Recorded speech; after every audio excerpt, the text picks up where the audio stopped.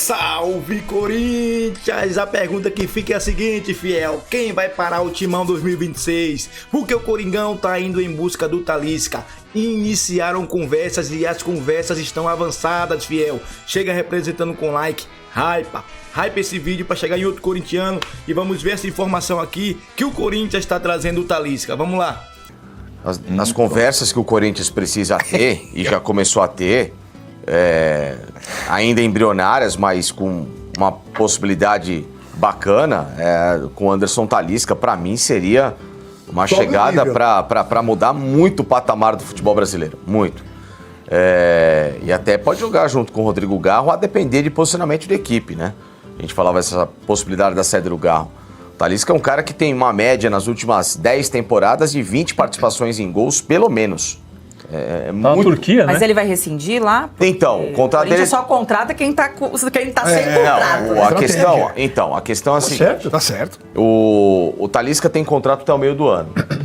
Então o Corinthians tenta duas situações. Bom, ele é ótimo. Ele é muito bom, cara. Ele jogaria em qualquer clube aqui no Brasil assim. Eu queria o Talisca. Exceção ao Flamengo que tem uma Arrascaeta. Qualquer outro clube que precisa de um meia, um ponta de lança, ele joga com o pé nas costas. E o Corinthians tenta o quê?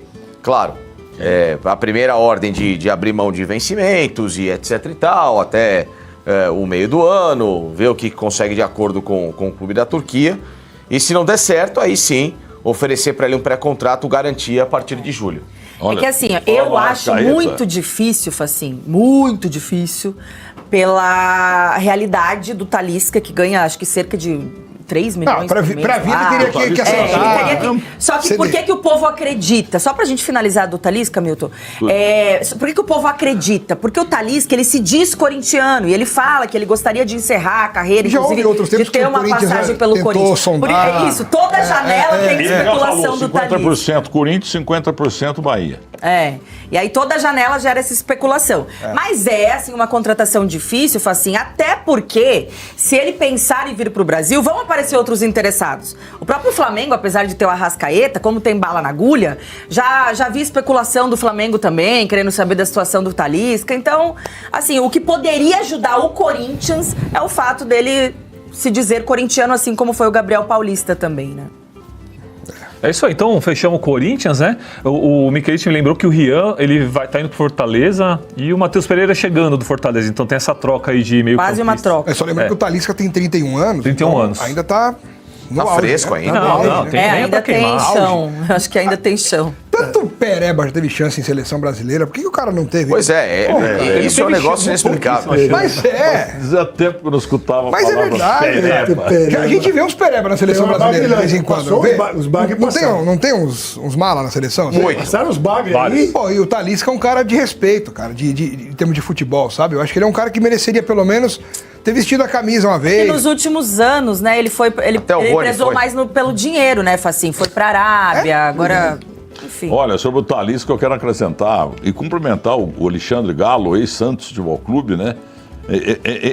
Ele na seleção de base, o nosso querido Galo, médio volante que marcou época aí no futebol. E tinha mais um companheiro do Galo também, o Maurício Cupertino, que o senhor tanto perseguiu porque ele dava burdoada. Esse eu expulsei bastante.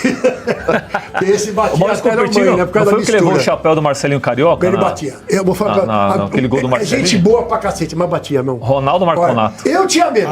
Ele batia no bom sentido. Parecido o nome. Virou auxiliar do Lucha, né? Até eu, quando apitava, tinha medo de chegar perto dele pra ele não dar uma burdoada. Mas depois passou a ser treinador. Ele tá em busca aí de... Tá.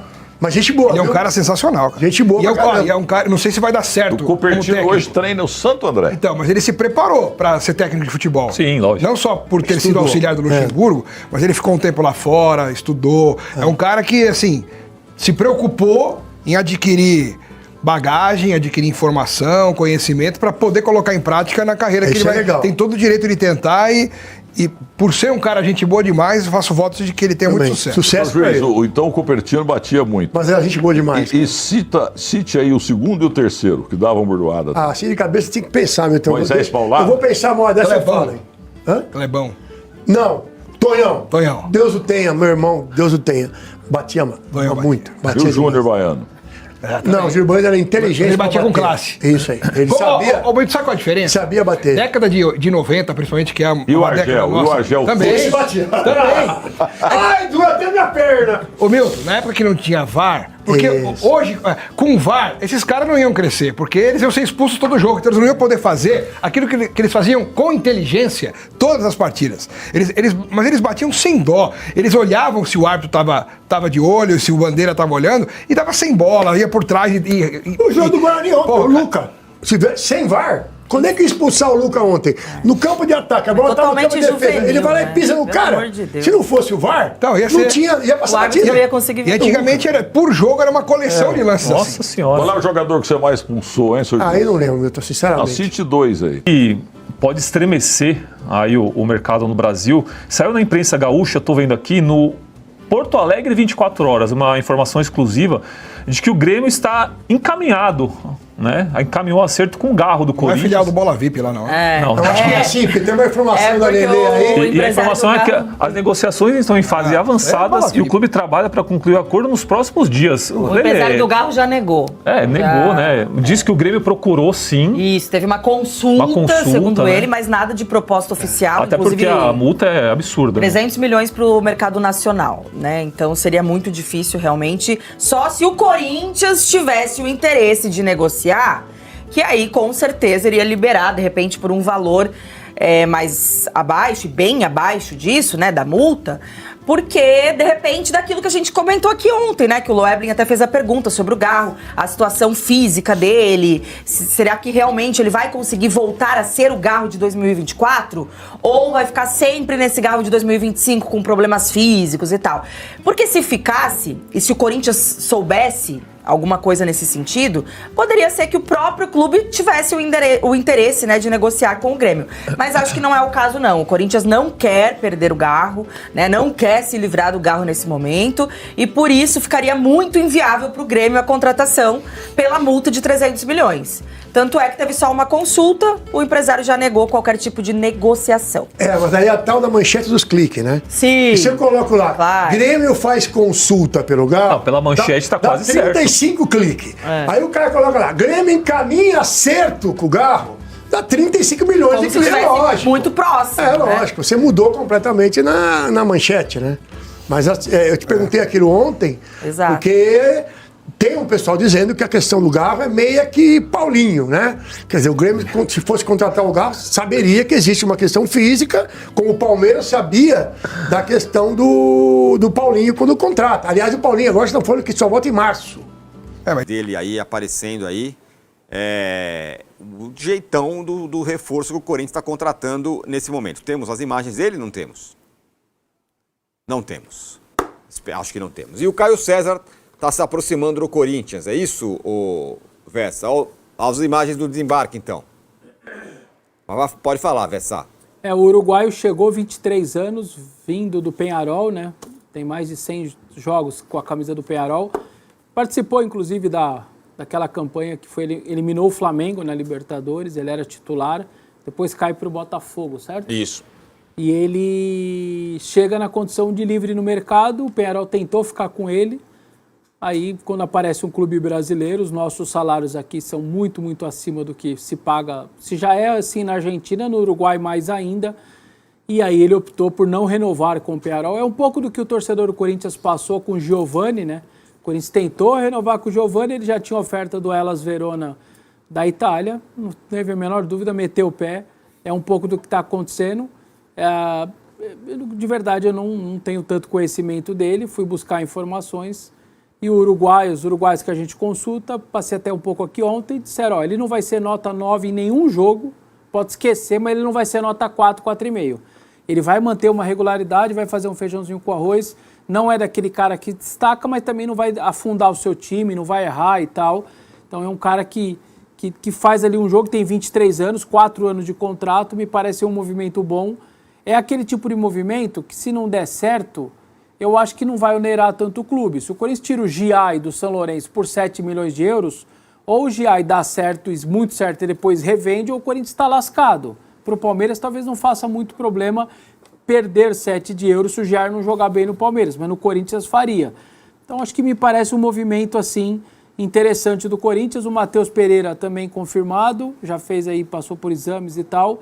Vem por empréstimo e quem está indo por empréstimo é o Rian, o menino que era da base, estava lá 2, 3 anos no Corinthians. O Rian também vai por empréstimo, com opção de compra, e vai para o Fortaleza. Sai um volante mais marcador, entra um volante que na teoria joga um pouco mais com a bola, que é o que o Dorival gosta. Em relação ao Caio César, a proposta está praticamente aceita pelo Al Hilal, também empréstimo gratuito, o Corinthians não tem condição mínima de comprá-lo, e esse empréstimo, a única coisa é que o Corinthians tem o lado bom, então esse é o copo cheio, não paga nada pelo empréstimo, não compra nada. Esse é o problema, que tem o copo vazio, o Corinthians arca com o salário dele, e quem joga no Al Hilal, isso nos assusta, porque o camarada não ganha pouco para jogar no Al Hilal. Você não vai lá para a Arábia para ganhar pouco. Então, se o Corinthians assumiu... Sendo jovem ou não, né? Pode ser qualquer idade. Então, não é menos de 1 milha um cara que joga no Al Hilal. Não vai ser por mês. Sai de casa por menos. Certamente para jogar no Al Hilal ninguém sai de casa para menos de 1 milha. Então, se o Corinthians vai arcar com o salário dele, nós estamos falando de um salário que vai ser alto e ponto. Apesar de ser jovem, 21 anos e tudo mais, aqueles pontinhas, né, laterais direitos, beiradas de campo, driblador, que não tinha nenhum, basicamente, com muita característica no Corinthians. Então, esse é o mercado do Corinthians. Não tem muito para onde correr, é assim que é, e o Corinthians está tentando se virar no mercado. Está no mercado, eu ia falar, está quente, mas não está morno, né? Porque essas contratações, na verdade, é dentro dessa realidade do clube. Bom, Danilo, me parece que pelo menos essa é uma boa notícia. O Corinthians não está enlouquecendo, está contratando outro Memphis Depay, tá aí contratando o que dá. É muito mais do que a parte técnica e tática que a gente vai ter que esperar para ver como os caras vão se adaptar por aqui. Me parece ser uma boa medida do Corinthians. Eu só me dou ao direito ainda de ter um pezinho atrás para a gente realmente ficar sabendo as condições do acordo, porque, beleza, está sem custo, mas de repente pagou 4, 5 milhões de euros numa luva em 4 anos. Sim. A gente tem que ver quais são essas condições, qual é o salário, quais são os gatilhos de contrato. A gente sabe que, pelo menos por enquanto, a nossa expectativa é que o Corinthians esteja seguindo uma nova direção, porque está com o Paz, né? Então eu imagino que o Paz esteja fazendo uma mudança nesse tipo de acordo.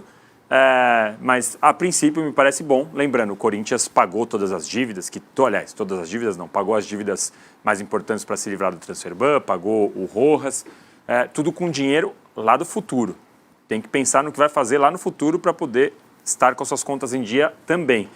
Mas me parece as primeiras medidas colocando band-aid nas feridas do Corinthians. Muito bem, o Corinthians tem o São Paulo no fim de semana, agora no meio de semana joga com Braga. Amanhã, Bragantino em Bragança. Mas tá mirando na Supercopa, não é? Sim, tá no front ali. Diretoria se reunindo para entender logística de ingresso, como vai fazer para as organizadas, enfim, é um clube que está tratando a Supercopa de maneira diferente. A gente sente o Flamengo já um pouco assim, porque está falando que nem vai voltar titular e vai jogar na Supercopa, todos voltam, então também não vai tratar a Supercopa de outra maneira, vai ser parecido. Mas a diferença, amanhã a gente vai falar um pouco mais sobre isso, mas tem uma diferença com o Corinthians e São Paulo, a vitória, por isso que o Arnaldo falava, a vitória e a derrota.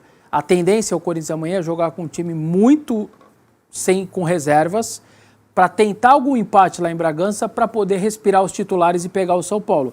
São Paulo tem condição de fazer isso amanhã? Eu acho que não. Ele vai precisar dos 3 pontos amanhã de qualquer jeito. Vai dar para segurar a cara para o Clássico? Tenho dúvidas. Então, essa Onde cada um estreou? Então, essa é uma diferença. Amanhã a gente vai poder explorar um pouco mais esse tema. O que é mais importante para o Corinthians? Supercopa ou Campeonato Paulista? Supercopa. Um joguinho só? Claro, evidentemente. Você acha também, Vessa? Pro Flamengo, estadual ou Supercopa? Não sei. Estadual, Flamengo, se pudesse, não disputava o estadual. O Carioca tem uma característica de ter uma premiação, né? 10 milhões pro campeão. Aqui no Paulista, o Paulista você ganha bem pouco, você ganha só para jogar, né? Então, financeiramente, é a forma Corinthians que a Federação Estadual do Rio está tentando valorizar, né? Mas não há comparação de, no fim da história, nunca, um vai ganhar 45, outro vai ganhar 10. Então não tem. É sempre bom a gente pontuar que a Supercopa acontece já com o Brasileirão em andamento.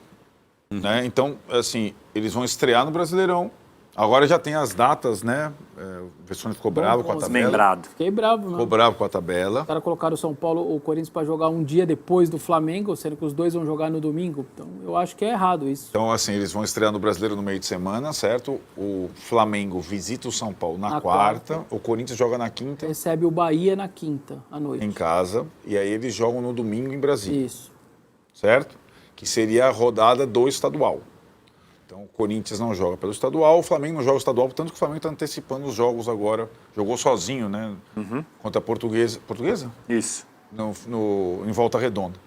Então, tem essa... Daqui a pouco tem o Brasileirão, gente. 28 de janeiro, quarta-feira. Daqui a 2 semanas, literalmente, tem a primeira rodada do Brasileirão. Pô, o Martínez está lá na Venezuela ainda? Não volta?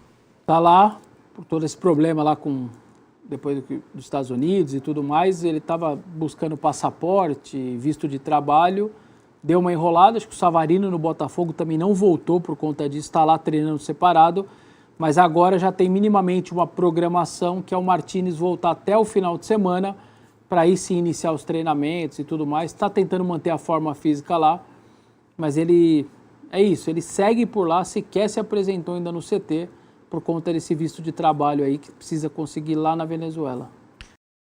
Pessoal, eu quero que você comente principalmente sobre o Talisca, mano, sobre essa informação que o Facincani trouxe. O Facincani falou que já tem conversas em andamento, que o Corinthians já tá conversando com o Talisca. Por quê, pessoal? O contrato dele acaba em junho, pô. Junho só falta 5 meses. 5 meses é assim, ó. Passa voando 5 meses, ó. Voando. E hoje ele já pode assinar um pré-contrato.